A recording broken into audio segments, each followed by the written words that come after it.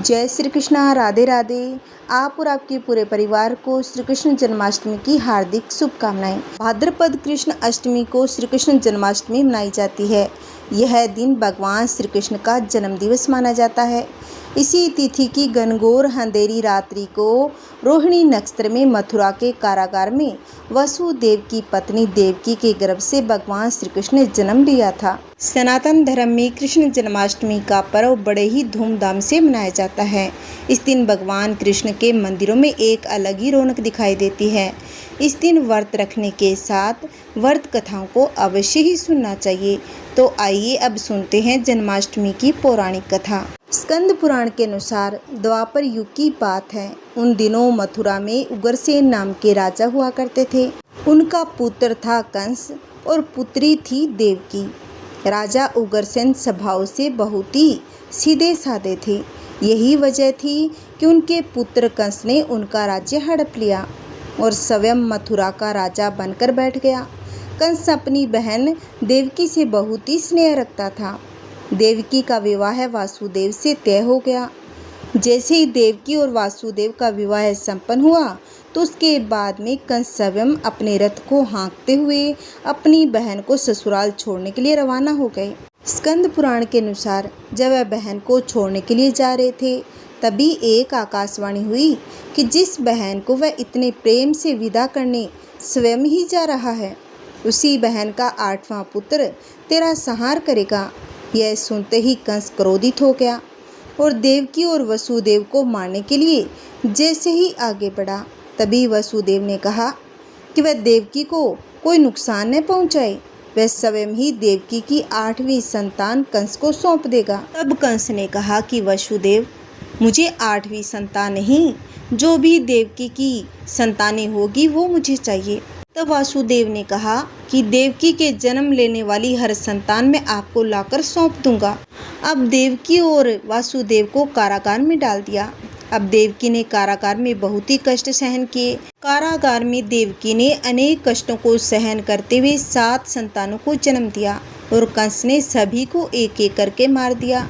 अब कंस को इंतजार था देवकी की 8वीं संतान का। जैसे ही देवकी फिर से गर्भवती हुई तब कंस ने कारागार पर कड़ा पहरा लगवा दिया। इस तरह देवकी के 9 महीने पूरे हो गए।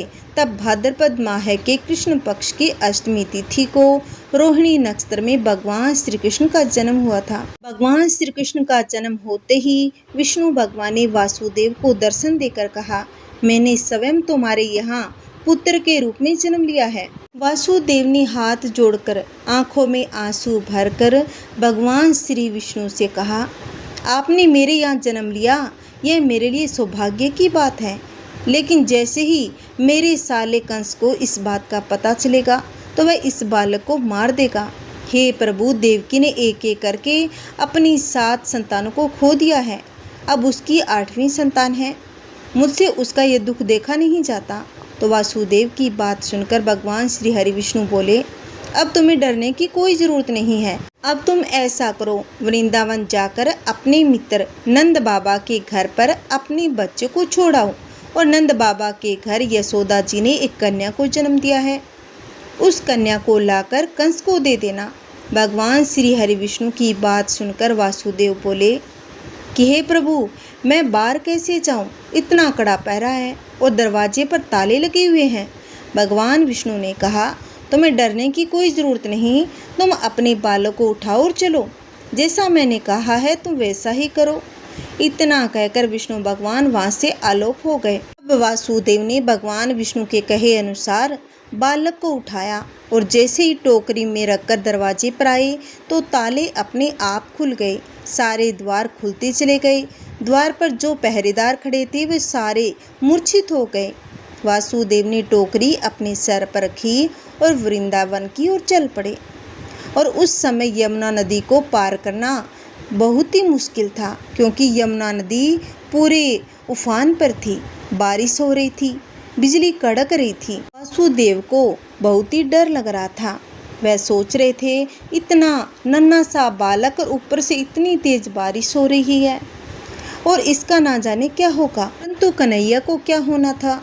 वो तो स्वयं भगवान श्री हरि विष्णु थे। बहुत सी कठिनाइयों से वासुदेव ने उस नदी को पार कर लिया और नंद बाबा के घर पहुंच गए। वहां पहुंचकर वासुदेव ने देखा कि यशोदा मैया गहरी नींद में सो रही थी। उनकी बेटी पास के पाले में झूल रही थी। फिर क्या था, वासुदेव ने अपने बेटे को वहां पर सुलाया और यशोदा जी की बेटी को लेकर मथुरा वापस आ गए। जैसे ही वासुदेव वापस आए तो सारे पहरेदार नींद से जग गए। ताले फिर से लग गए। किसी को कुछ भी खबर नहीं थी रात को क्या हुआ था। सुबह होते ही जैसे ही कंस को देवकी की 8वीं संतान के बारे में पता चला तो वह बहुत ही प्रसन्न हुआ और कारागार पहुंच गया।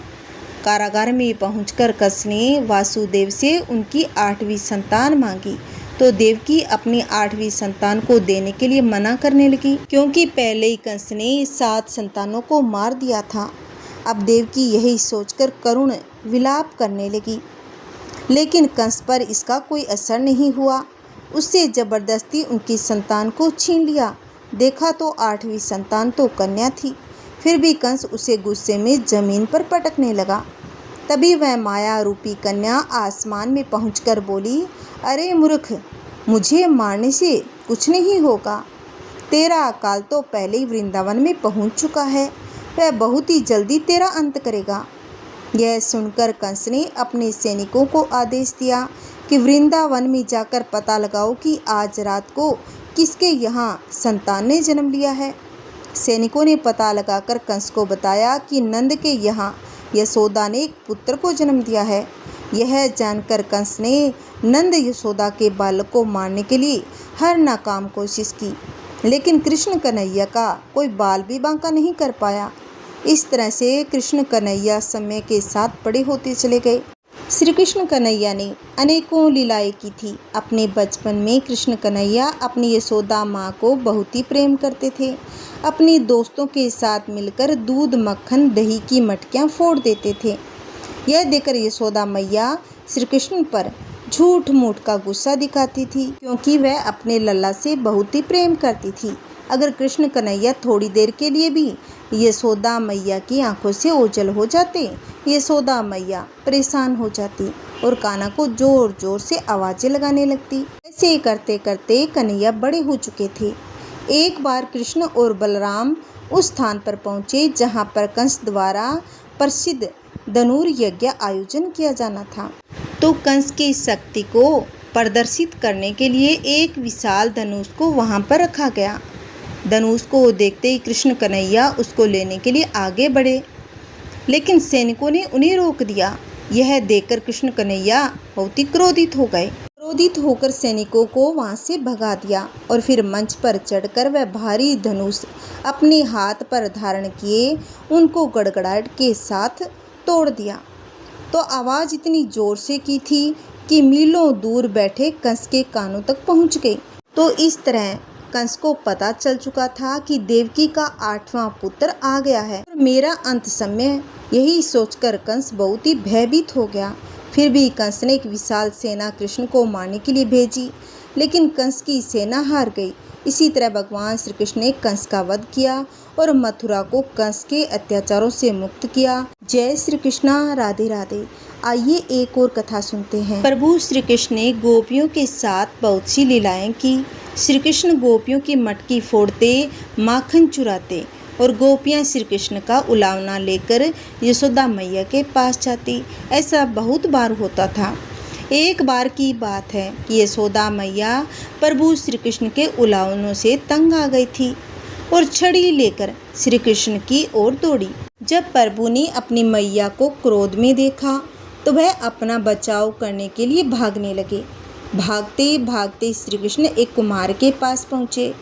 कुम्हार तो अपने मिट्टी के घड़े बनाने में व्यस्त था, लेकिन जैसे ही कुम्हार ने श्री कृष्ण को देखा तो वह बहुत ही प्रसन्न हुआ। कुम्हार जानता था कि श्री कृष्ण साक्षात परमेश्वर है। तब प्रभु ने कुम्हार से कहा कि कुम्हार जी, आज मेरी मैया मुझ पर बहुत ही क्रोधित है। मैया मेरे पीछे छड़ी लेकर पड़ी है, भैया मुझे कहीं छुपा लो। तब कुम्हार ने श्री कृष्ण को एक बड़े से मटके के नीचे छुपा दिया। कुछ ही क्षणों में मैया यशोदा भी वहां पहुंची और कुम्हार से पूछने लगी क्यों रे कुमार, तूने मेरे कन्हैया को कहीं देखा है क्या? कुमार ने कह दिया, नहीं मैया, मैंने कन्हैया को कहीं नहीं देखा। श्री कृष्ण यह सब बातें बड़े से घड़े के नीचे छुपकर सुन रहे थे। मैया तो वहाँ से चली गई। अब प्रभु श्री कृष्ण कुमार से कहने लगे, कुमार जी, यदि मैया चली गई हो तो मुझे इस घड़े से बाहर निकालो। कुमार बोला, ऐसे नहीं प्रभु जी, पहले मुझे 84 लाख योनियों के बंधन से मुक्त करने का वचन दो। भगवान मुस्कुराए और कहा, ठीक है, मैं तुम्हें 84 लाख योनियों से मुक्त करने का वचन देता हूँ, अब तो मुझे बाहर निकाल दो। अब कुम्हार कहने लगा, ऐसे नहीं प्रभु, मुझे अकेले नहीं, मेरे परिवार के सभी लोगों को भी 84 लाख योनियों के बंधन से मुक्त करने का वचन दोगे तो मैं आपको इस घड़े से बाहर निकालूंगा। प्रभु जी कहते, चलो ठीक है, उनको भी 84 लाख योनियों के बंधन से मुक्त होने का मैं वचन देता हूँ, अब तो मुझे घड़े से बाहर निकाल दो।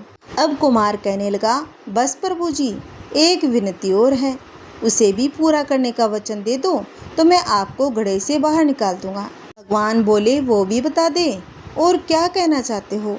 कुमार कहने लगा, प्रभु जी, जिस घड़े के नीचे आप छुपे हो उसकी मिट्टी मेरे बेलों के ऊपर लाद के लाई गई है, मेरे इन बेलों को भी 84 के बंधन से मुक्त करने का वचन दे दो।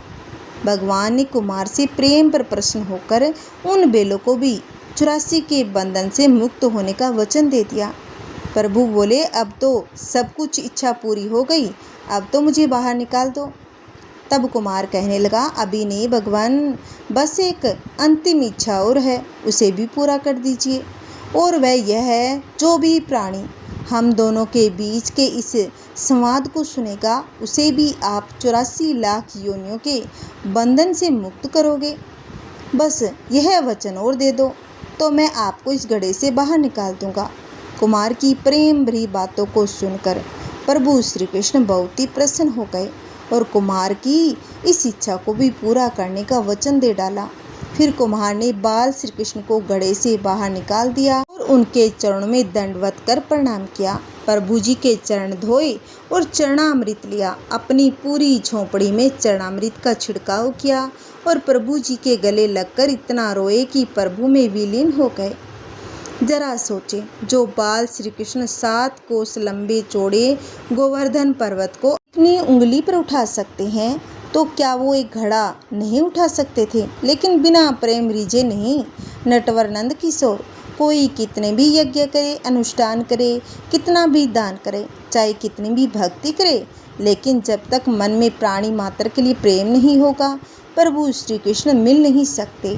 बोलिए श्री कृष्ण भगवान की जय। ये सुनते हैं राधा रानी की बहुत ही सुंदर कथा। एक बार राधा रानी को एक सांप ने काट लिया। राधा जी की सभी सखियां दौड़ी दौड़ी माँ के पास आई और कहने लगी, अपनी बेटी को देखो, एक काले सांप ने काट लिया है। और राधा के सर से दोहनी गिर गई और वह बेहोश होकर गिर पड़ी। अब इसके विष को उतारने के लिए किसी गुणी को बुलाना पड़ेगा। माँ डर गई, रोते रोते राधा जी को अपने हृदय से लगा लिया।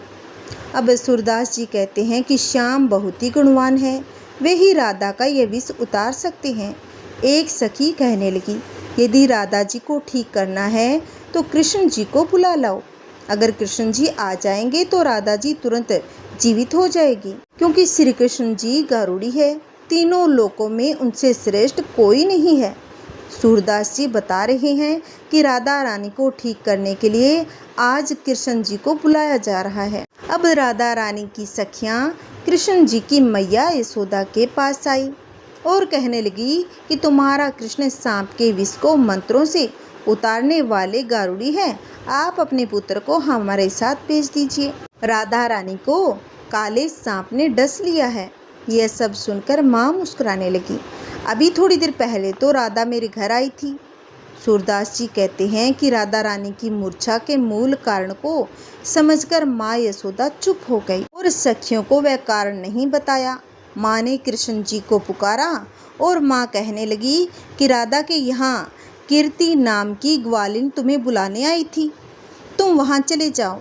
राधा को काले सांप ने डस लिया है और तुम कब से गारुणी बन गए लल्ला, जैसे जाओ उसका विष झाड़ आओ। अब माँ ने मन ही मन मुस्कुराकर कहा कि कृष्ण, सुना है तुम कुछ ऐसा जंतर मंत्र जानते हो कि काले सांप का विष उतर जाता है। भगवान कृष्ण जी गारुणी बनकर वहाँ आए। जब वृषभानुसुता राधा ने सुना तो मन में प्रसन्न हुई कि श्री कृष्ण आज मेरे द्वार पर आए हैं और अपने आप को राधा जी धन्य समझने लगी। प्रेम वश में वह एकदम मुरझा गई। राधा जी की आंखों से प्रेम के आंसू गिरने लगे। राधा को इस प्रकार देखकर माँ और भी व्याकुल हो गई। वे समझने लगी कि राधा के एक एक अंग में विष का गहरा प्रभाव हो गया है। माँ चाहे जो समझे, लेकिन प्रेम पूर्ण हृदय के प्रेम भाव को तो राधा और कृष्ण दोनों ही पूरी तरह से समझ रहे हैं। माँ रोती रोती व्याकुल होकर इधर उधर घूम रही थी। वे अपनी पुत्री को बार बार गले लगाती और राधा की दशा देखकर पानी पानी हो रही थी। माँ दौड़कर आई और कृष्ण जी के पैरों को पकड़कर कहने लगी, मेरे मोहन, मेरी लाडली बेटी राधा बहुत ही व्याकुल है, कृपा करके इसे ठीक कर दीजिए। तब कृष्ण ने कुछ झाड़ फूंक करने शुरू कर दिए और राधा जी को स्पर्श किया। जैसे उन्होंने राधा जी को स्पर्श किया तो एकदम से किशोरी जी श्री राधा रानी ने आंखें खोल ली। श्री कृष्ण जी वास्तव में बहुत बड़े गारुणी हैं। शरीर का विष तो उन्होंने झाड़ दिया, लेकिन मन और सर पर प्रेम का जादू कर दिया। अब राधा जी ने होश में आकर अपने नेत्र खोले और आगे कृष्ण जी को खड़े देखा तो बस एक टक निहारती रही। फिर लाज से एकदम खड़ी हो गई, अपने अंग वस्त्र को संभालने लगी। फिर राधा जी अपनी माँ से पूछती है कि आज क्या है, सब लोग इकट्ठा क्यों हो गए हो। माँ ने कहा, राधा, तुम्हें सांप ने डस लिया था और तुम्हें अपने तन मन की सुध नहीं रही थी। माता राधा को बताने लगी कि कृष्ण ने मंत्रों के द्वारा तुम्हारा उपचार किया है।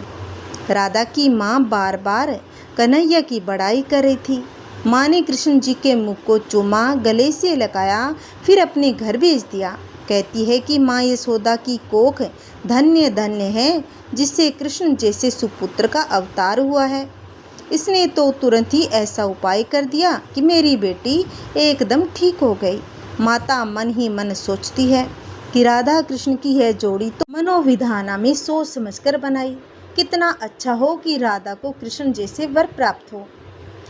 और ब्रज के घर घर में यह चर्चा चल पड़ी कि कृष्ण जी बहुत बड़े गारुणी हैं।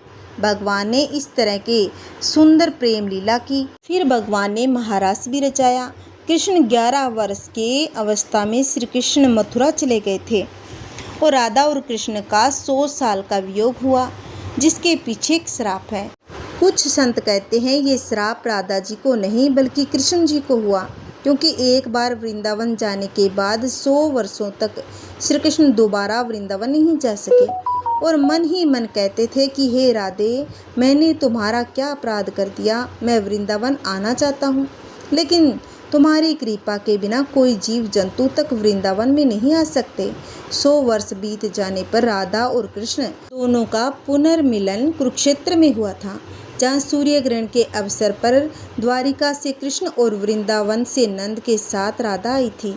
राधा सिर्फ कृष्ण को देखने और उनसे मिलने ही नंद के साथ आई थी, जिसका जिक्र पुराणों में मिलता है। और सत्य तो यही है कि राधा कृष्ण की लीला कल भी होती थी, आज भी होती है। ये एक और कथा सुनते हैं। एक बार गायों को चराते हुए भगवान श्री कृष्ण और बलराम जी को भूख लगी। उन्होंने अपने सखाओं से कहा कि हे मित्र, यहाँ पास ही में कुछ ब्राह्मण यज्ञ कर रहे हैं, तुम उनके पास हम सब के लिए भोजन मांग लाओ।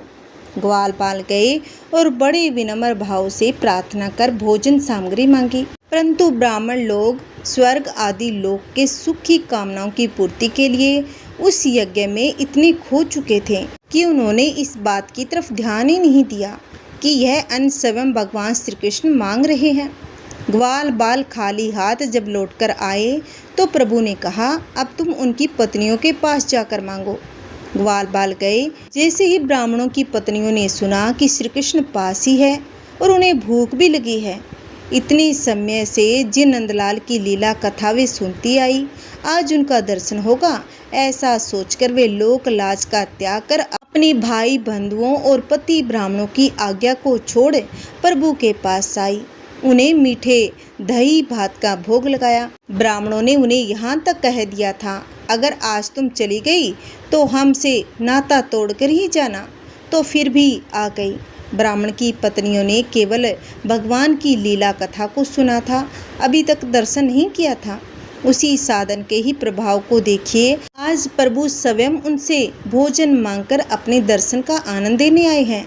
धन्य है वो लोग जिनका जीवन ही प्रभु की कथा है। हमें भी प्रभु की कथा ही प्राप्त है, बस उसी को नित्य साधन समझ हमें उनके दर्शन को पाने में रत रहना चाहिए।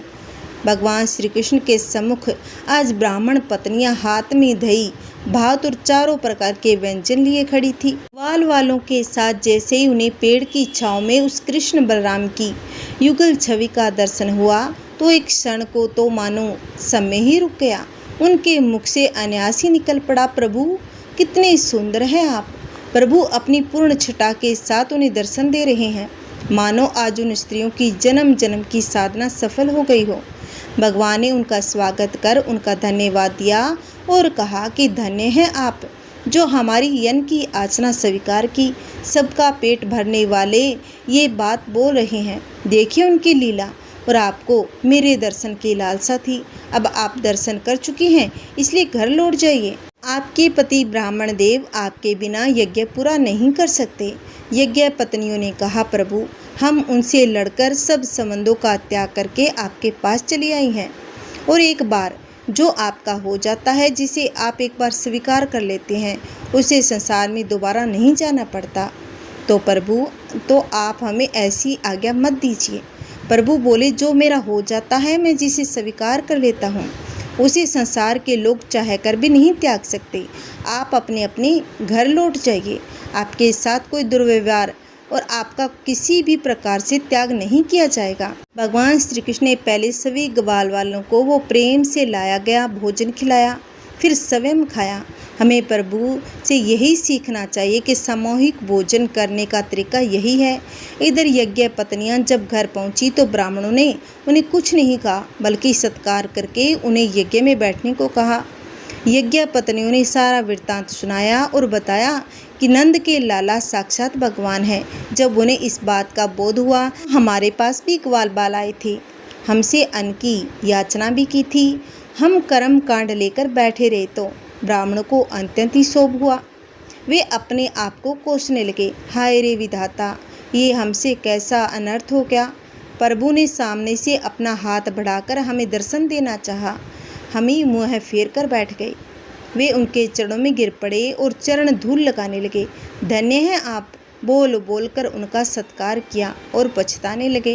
वे प्रसंग हमें समझाता है कि जिस प्रकार घर रहकर भी प्रभु को साक्षात पाया जा सकता है, यज्ञ पत्नियों को प्रभु ने घर छोड़ने के लिए आदेश नहीं दिया।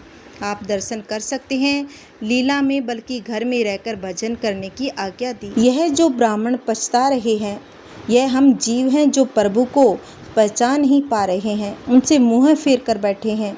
उनकी प्राप्ति हर जगह हर अवस्था में संभव है, चाहिए तो केवल उनके लिए प्रेम समर्पण। जय श्री कृष्णा, राधे राधे। ओम नमः शिवाय।